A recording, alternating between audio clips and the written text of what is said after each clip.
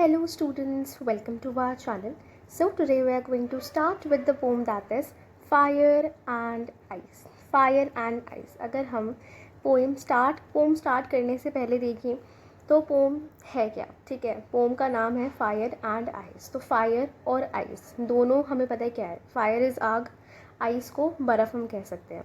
Fire, अब ये देखो, अगर आप यहाँ पे नोटिस करो, फायर और आइस जो है ये दो ऑपोजिट चीज़ें हैं। फायर जो है वो हीट, एक तरह से बहुत ज़्यादा हीट होती है फायर में, जबकि आइस जो है वो ठंडी होती है, कोल्ड होती है ना। अगर किसी चीज़ को गर्म करना होता है तो हीट यानी मतलब फायर का यूज़ किया जाता है, और आइस को ठंडे से रिप्रेजेंट किया जाता है। आइस हमेशा हमारी ठंडी होती है। तो फायर और आइस के ये तो हो गए सरफेस मीनिंग। अब सरफेस मीनिंग का मतलब क्या होता है, जो ही एक्चुअल मीनिंग होते हैं। देखो बेटा, लिटरेचर में जब भी हम पोम्स पढ़ते हैं तो काफ़ी सारे वर्ड्स होते हैं जो आपको कुछ कहना चाह रहे हैं। जैसे कि इस पोम में फायर आपको कुछ बताती है, जिसका मतलब ऑलवेज हीट से ही नहीं है। हम जिस फायर से फायर को एसोसिएट करते हैं, पोम में उसका मतलब उस फायर से है ही नहीं, वो हमें किसी चीज़ के बारे में बता रही है, ठीक है, किसी इमोशन के बारे में बता रही है। And same with the word ice, ठीक है। आइस को हम नॉर्मली बर्फ़ बोलते हैं, पर क्या पोम में आइस का मतलब वही होगा? क्या पोम में आइस का मतलब एक्चुअली में जो बर्फ़ होती है वही होगा? फायर का मतलब जो हम कहते हैं कि आग, फायर का मतलब आग ही होता है, बट क्या पोम में भी उसका मतलब आग ही है, या वो कुछ और रिप्रेजेंट करना चाहते हैं? तो that is what surface meaning और लिटरल मीनिंग जो एक पोम के अंदर होते हैं। क्या होते हैं पोम के अंदर? एक होता है सरफेस मीनिंग, किसी भी पोम के अंदर कोई भी वर्ड हो रहा होता है यूज़ उसका, और एक होता है लिटरल मीनिंग। लिटरल मीनिंग मतलब कि पोम आपको क्या बता रही है उन वर्ड्स को यूज़ करके, और सरफेस मीनिंग होता है कि उनका एक्चुअल में क्या मतलब होता है, ठीक है। Fire and ice. Now let's start with the poem. Poem जो है वो हमारे पोइट रॉबर्ट फ्रॉस्ट ने लिखी है। And let's start with the poem. Some say the world will end in fire, some say in ice. From what I have tasted of desire, I hold with those who favor fire. अब है क्या यहाँ पे, Robert Frost जो है वो ये कहना चाह रहे हैं कि कुछ लोग कहते हैं कि वर्ल्ड जो है वो फायर में ख़त्म हो जाएगा, कुछ लोग कहते हैं कि वर्ल्ड जो है वो आइस में ख़त्म हो जाएगा। अब ये वर्ल्ड ख़त्म होने की बात कैसे हो गई? तो देखो, ये तो हम सब जानते हैं दैट किसी एक ना एक दिन तो दुनिया ख़त्म होनी ही है, ठीक है। अब कुछ लोगों का मानना ये होता है कि या तो ऐसा हो जाएगा कि अर्थ पे टेम्परेचर जो है वो बहुत ज़्यादा बढ़ जाएगा, ठीक है, इतना ज़्यादा बढ़ जाएगा कि बहुत ज़्यादा हीट जो है वो अर्थ पे होगी और दुनिया जो है वो ख़त्म हो जाएगी, या फिर जंगलों में आग लगेगी और उसके थ्रू जो है दुनिया ख़त्म हो जाएगी। तो इसीलिए उन्होंने बोला है that the world will and in fire. तो कुछ लोग कहते हैं कि वर्ल्ड जो है वो फायर में ख़त्म होगा, लेकिन कुछ लोग कहते हैं कि वर्ल्ड जो है वो आइस में ख़त्म होगा। अब आइस में ख़त्म होगा क्या मतलब क्या होता है कि टेम्परेचर जो है वो इतना कम हो जाएगा कि जगहों पे जहाँ पे बर्फ़ नहीं जमती थी, जहाँ स्नोफॉल नहीं होती थी, वहाँ पे भी बहुत ज़्यादा जो है स्नोफॉल होने लग जाएगी, वहाँ पे भी बहुत ज़्यादा ठंड पड़ जाएगी, और इतनी ज़्यादा ठंड पड़ जाएगी, टेम्परेचर इतना कम हो जाएगा कि इंसान वहाँ पे सरवाइव नहीं कर पाएगा, और अल्टीमेटली इंसान ख़त्म, सारी वाइल्ड लाइफ ख़त्म, तो दुनिया ख़त्म। तो कुछ लोग कहते हैं कि दुनिया जो है वो फायर में ख़त्म होगी, कुछ लोग कहते हैं that the world will and in ice, यानी कि टेम्परेचर इतना कम हो जाएगा, इतना ज़्यादा ठंडा हो जाएगा कि दुनिया जो है वो ठंडे होने की वजह से ख़त्म होगी।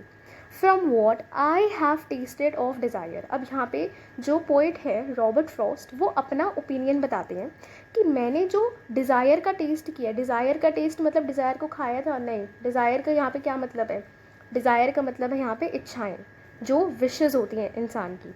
अब देखो, एक तो होती है आपकी विशेस जिन्हें आप पूरा करना चाहते हो, एक होती हैं आपकी डिज़ायर्स कि भाई मुझे तो इन्हें बहुत ही मतलब मेरी बहुत तगड़ी विश और मुझे इन्हें पूरा ही करना है। तो डिज़ायर और विशेस को आप सिनोनिम्स ही मान के चल सकते हो। तो रॉबर्ट फ्रॉस्ट बोलते हैं कि जैसे मैंने लोगों की डिज़ायर्स को देखा है, उनकी इच्छाएं जो बढ़ती जाती हैं, और जितने वो चीज़ों को पाना चाहते हैं, जो मैंने लोगों को देखा है, उनकी विशेस को देखा है कि उनके मन में चीज़ों को पाने की कितनी ज़्यादा इच्छा होती है। I hold with those who favour fire. तो मैं ना ये कहता हूँ, मैं उन लोगों के साथ खड़ा होता हूँ जो लोग कहते हैं कि दुनिया जो है वो फायर में खड़ी होगी, सॉरी फायर में एंड होगी, ठीक है।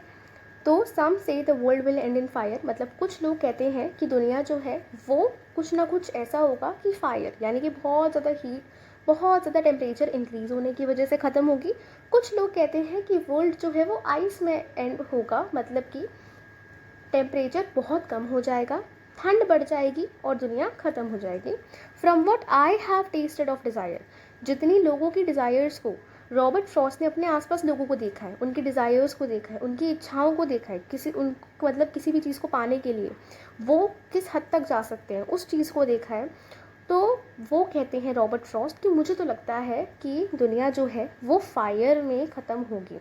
तो इससे हमें ये समझ में आता है कि जो फायर है उसको यहाँ पे जो पोइट है उन्होंने डिज़ायर्स से रिलेट किया है कि जो लोगों की इच्छाएं होती हैं, जो हमारी इच्छाएं होती हैं, उसको यहाँ पे रॉबर्ट फ्रॉस्ट ने कहीं ना कहीं फायर की तरह दर्शाया। तभी तो उन्होंने बोला कि मैंने लोगों की इच्छाओं को देखा और मुझे लगता है कि दुनिया तो फायर में ही ख़त्म होगी। ठीक है, but if it had to perish twice, अब पेरिश का मतलब क्या होता है? ख़त्म होना। पेरिश का मतलब होता है डाई, पेरिश का मतलब होता है ख़त्म होना। तो रॉबर्ट फ्रॉस्ट बोलते हैं कि अगर दुनिया 2 बार ख़त्म हो सकती होगी, ट्वाइस मतलब 2 बार, तो एक बार तो वो फायर में होगी, क्योंकि मैंने लोगों की डिज़ायर्स देखी है, मैं तो कहता हूँ फायर में ख़त्म होगी। लेकिन अगर ऐसा होता है कि दुनिया 2 बार ख़त्म हो सकती है, तो एक बार तो फायर से होगी, दूसरी बार आइस से होगी। I think I know enough of hate to say that for destruction ice is also great and would suffice। अब यहाँ पे क्या बोलते हैं रॉबर्ट फ्रॉस्ट कि अगर दुनिया 2 बार ख़त्म होनी होगी तो मुझे ऐसा लगता है कि मैंने इतनी हेट, इतनी नफ़रत देखी है लोगों के साथ, लोगों की किसी दूसरे देश के साथ, ठीक है, मैंने इतनी ज़्यादा हेट देखी है ना लोगों की कि for to say that for destruction ice is also great, कि मुझे लगता है तबाही के लिए, दुनिया को ख़त्म करने के लिए आइस जो है वो भी ग्रेट होगी। एंड वुड सफाइस, सफाइस का मतलब है यहाँ पे सफिशिएंट। क्या है मतलब? सफिशिएंट। वो ये कहते हैं रॉबर्ट फ्रॉस्ट कि वैसे तो मैं कहता हूँ कि दुनिया फायर में ख़त्म होगी, जितना मैंने लोगों की डिज़ायर्स को देखा है, लेकिन अगर दुनिया 2 बार ख़त्म होनी होगी तो मैं इतनी ज़्यादा हेट मैंने देखी हुई है लोगों के अंदर, इतनी ज़्यादा हेट भरी हुई है कि अगर डिस्ट्रक्शन होना हो तो आइस भी बहुत अच्छी और सफिशिएंट होगी। ठीक है, अब यहाँ पे आइस को किसके साथ उन्होंने सिंबलाइज़ किया हुआ है? तो आइस को रॉबर्ट फ्रॉस्ट ने सिंबलाइज़ किया हुआ है हेट के साथ। किसके साथ? हेट के साथ। तो डिज़ायर जो एक इमोशन है उसको उन्होंने फायर के साथ सिंबलाइज़ किया हुआ है, और हेट जो एक इमोशन है उसको आइस के साथ सिंबलाइज़ किया हुआ है कि कैसे हेट जो है वो बहुत ज़्यादा आइस की तरह होती है और डिज़ायर जो है वो आग की तरह होती है। ठीक है, so the surface meaning of the poem और literal meaning of the poem मैंने आपको समझा दी। सरफेस तो आपको समझ में ही आ गए होगी कि अगर दुनिया ख़त्म होनी होगी तो हेट इनफ है डिस्ट्रक्शन के लिए, तो ये सरफेस मीनिंग है। और इसका लिटरल मीनिंग क्या है कि वो बता रहे हैं कि इतनी ज़्यादा नफ़रत है लोगों की आसपास, अपने मतलब लोगों की इतनी ज़्यादा नफ़रत लोग करते हैं कुछ चीज़ों से, कुछ इंसानों से, कि कहीं ना कहीं उनकी नफ़रत की वजह से दुनिया का अंत होगा। और यहाँ पे वो क्या बताते हैं कि कैसे डिज़ायर्स की वजह से जो हमारी डिज़ायर्स बढ़ती जाती हैं। देखो, एक होता है कि आपकी कोई विश है एक पॉजिटिव एस्पेक्ट में, और एक है आपकी कोई विश है नेगेटिव एस्पेक्ट में, कि मुझे कोई चीज़ चाहिए क्योंकि उससे मेरा भला होगा, मेरे घर का भला होगा, सबका भला होगा। एक तो वो एस्पेक्ट हो गया किसी चीज़ को पाने का, और दूसरा क्या हो गया, एक नेगेटिव एस्पेक्ट कि मुझे ये चीज़ चाहिए ही चाहिए, नहीं मिलेगी तो मैं किसी को नहीं छोड़ूंगा, मैं तो सबको परेशान करने लग जाऊंगा, मतलब जो भी नेगेटिव एस्पेक्ट्स होते हैं। तो वो सारी चीज़ें जो डिज़ायर में अगर कन्वर्ट हो जाती हैं चीज़ें, कि लालसा आपकी बहुत बढ़ जाती है कि आपको पाना ही पाना। लाइक इसका एक एग्जांपल मैं आपको बताऊं, तो अगर आपने महाभारत सुनी होगी, पढ़ी होगी, देखी होगी, तो आपने लाइक टीवी सीरियल्स वगैरह में देखा हो, तो उसमें आप देखोगे कि कैसे जो एक जो दुर्योधन था उसको कितना कुछ मिलता गया, like he wanted but still he hated the Pandavas. तो उसने क्या किया, चाहे कुछ भी हो जाए उसको जो पांडवों के पास होगा वो उसे चाहिए। तो उसकी डिज़ायर्स, उसकी लालसा हमेशा बढ़ती गई, इच्छाएं हमेशा बढ़ती गई, वो कभी उसने स्टॉप लगाने की कोशिश नहीं करी। उसे एक चीज़ मिलती थी, वो दूसरे के पीछे भागने लग जाता था, और अल्टीमेटली उससे क्या हुआ, इतना बड़ा युद्ध हो गया, राइट। तो इसलिए दुनिया में जितनी ज़्यादा डिज़ायर्स भी बढ़ेंगी तो फायर एक तरह से इंक्रीज़ होगी, टेम्परेचर इंक्रीज़ होगा, मतलब डिज़ायर्स बढ़ेंगी तो उससे भी अल्टीमेटली दुनिया ख़त्म होगी।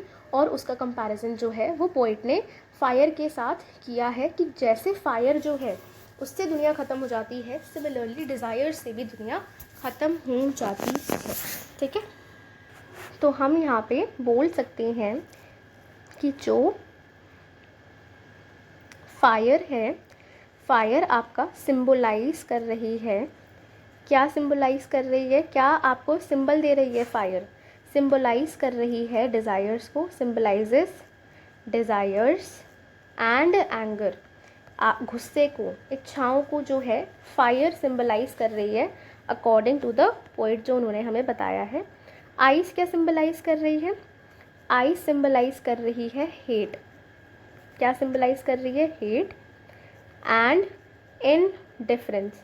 इनडिफरेंस का मतलब क्या होता है? दो लोगों के बीच में डिफरेंस जो लोग ओवरकम ना कर पाए। ठीक है, तो हेट एंड इनडिफरेंस। ओके, अब अगर हम टाइटल की बात करें, फायर एंड आइस, ये इटसेल्फ पर्सोनिफिकेशन का एग्जाम्पल है, क्योंकि फायर और आइस दो ऑब्जेक्ट्स हैं और इन ऑब्जेक्ट्स के साथ आपने किसी फीलिंग को डाल दिया, जैसे कि डिज़ायर और एंगर, हेट और इंडिफरेंस, ये एक फीलिंग है, ये एक तरह से इमोशंस है जिनके साथ आपने फायर और आइस जो एक तरह से सब्सटेंसेस थे उनको आपने एसोसिएट किया।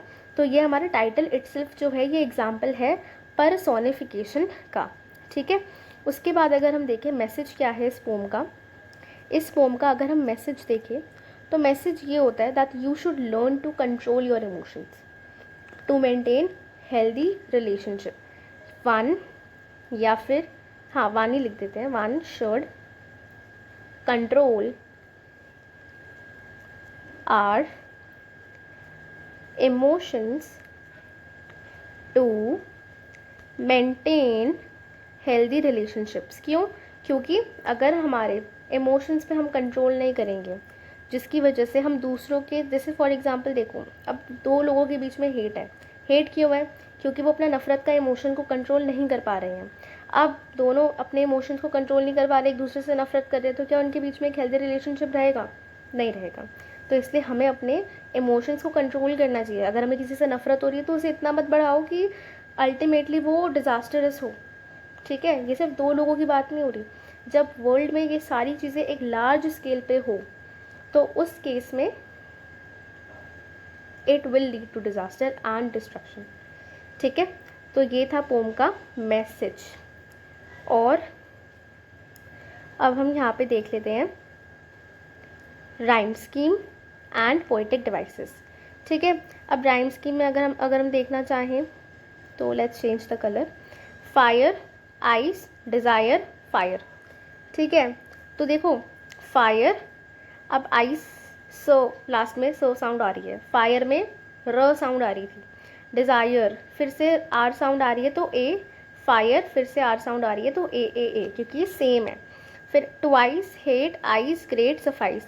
अब ट्वाइस जो है उसको हम बी बोलेंगे। बी क्यों बोलेंगे? क्योंकि यहाँ पे आइस थी हमारी, आइस को हमने बी बोला था, तो आइस में सो साउंड आ रही थी लास्ट में, ट्वाइस में भी सो सी ई साउंड आ रही है लास्ट में। हेट डिफरेंट साउंड है सी, हमने इसको बोल दिया। देन अगेन आइस तो बी, और उसके बाद ग्रेट, ठीक है, ग्रेट सी, और suffice B. Okay, rhyme scheme फिर हमारी हो जाती है A B, A B C, B C. ठीक है, ये हो जाती है हमारी पूरी पोम की राइम स्कीम। इस पैरा की rhyme scheme is A B A, और इस वाले पैरा की rhyme scheme B C B. Okay, अब उसके बाद हम डिस्कस कर लेते हैं पोएटिक डिवाइसेस। पोएटिक डिवाइसेस जो है वो हम डिस्कस करते हैं। तो यहाँ पे देखो बेटा,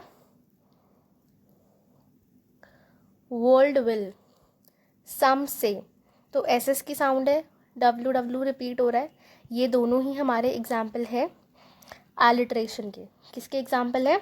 एलिट्रेशन के। ठीक है, एस एस एलिट्रेशन के एग्जाम्पल है, वर्ल्ड विल का डब्ल्यू डब्ल्यू एलिट्रेशन का एग्जाम्पल है। ठीक है, उसके बाद देखो यहाँ से हमारी पोम जो है उसका फर्स्ट लाइन हम स्टार्ट हो रही है, इधर ख़त्म हो रही है, तो यहाँ से लेके यहाँ तक हमारा है इन enjambment, ठीक है, enjambment. फिर from what I have tested of desire I hold with those who favour fire, तो फायर पे फुल स्टॉप है, तो यहाँ पे फिर से enjambment, ठीक है. फिर है but it if it had to perish twice. फिर हाँ यहाँ पे सफाइस है ना, तो यहाँ से यहाँ तक भी हमारा enjambment है. enjambment, okay.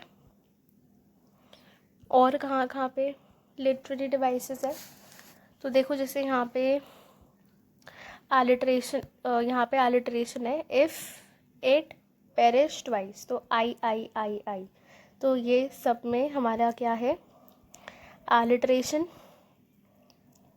ठीक है. फिर एनाफोरा जो है ये हमारा एक पोएटिक डिवाइसेस होता है, जहाँ पे जो है कॉन्सोनेंट की जो साउंड है वो हमारी रिपीट होती है.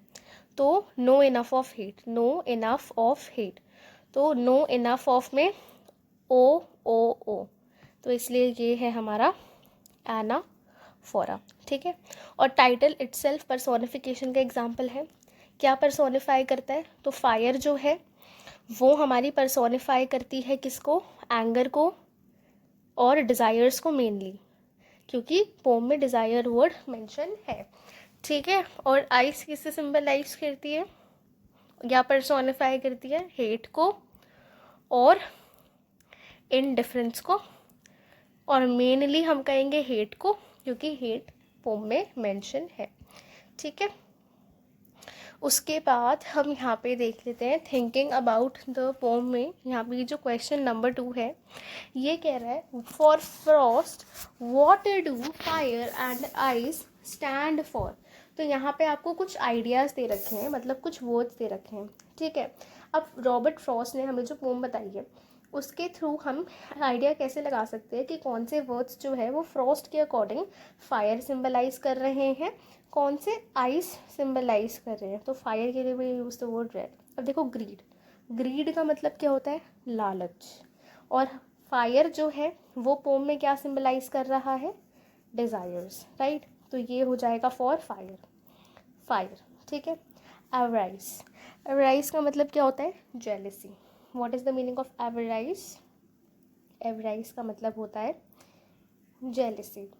अब यहाँ पे जेलसी कब होगी, जब आपको किसी चीज़ की डिज़ायर होगी और आपको वो नहीं मिलेगी, किसी और को मिल जाएगी, तो आपको जेलसी होगी.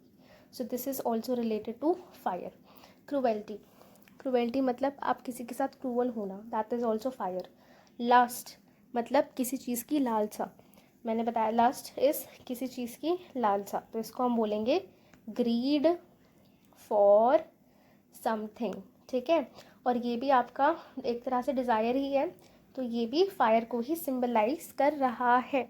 Then we have conflict. दोनों के बीच, दो लोगों के बीच में अगर कॉन्फ्लिक्ट होता है तो हम कहते हैं ना कि बहुत ज़्यादा, मतलब एक तरह से आग लग जाती है दोनों लोगों के बीच में, क्योंकि वो लोग बहुत ज़्यादा अपशब्द बोलने लग जाते हैं, तो इसलिए कॉन्फ्लिक्ट भी हमारा फायर से एसोसिएट होता है. फ्यूरी, फरी, ठीक है, ये भी हमारा फायर से रिलेटेड होता है. इनटॉलरेंस भी फायर से रिलेटेड होता है. इनटॉलरेंस मतलब आप किसी को टॉलरेट ना करो. फिर है रिजिडिटी मतलब कि आपको किसी की, आप रिजिड हो मतलब कि आपको किसी के लिए हेट है, तो आपको सामने वाले बंदे की पिटी, आपको दया आनी चाहिए. उसकी ऐसी सिचुएशन है तब भी आपको उस पर दया नहीं आ रही, आप इतने रिजिड हो, आप इतने हार्श हो कि आपको अगर किसी पे दया आनी चाहिए, आपको दया नहीं आ रही. तो रिजिडिटी हेट, इनडिफरेंस को सिंबलाइज करता है. इनसेंसिटिविटी ये भी हमारा आइस को सिंबलाइज करता है. यहाँ पे रिजिडिटी भी आइस को सिंबलाइज करा था. Coldness ice, indifference ice, hate rate ice, ठीक है.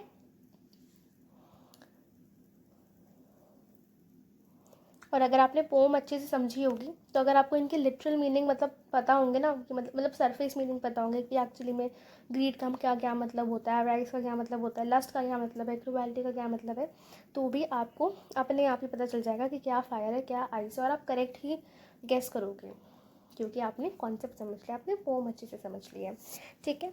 With this we have completed the poem that is Fire and Ice. If you have any doubt you can ask me in the comment section. Thank you so much and bye.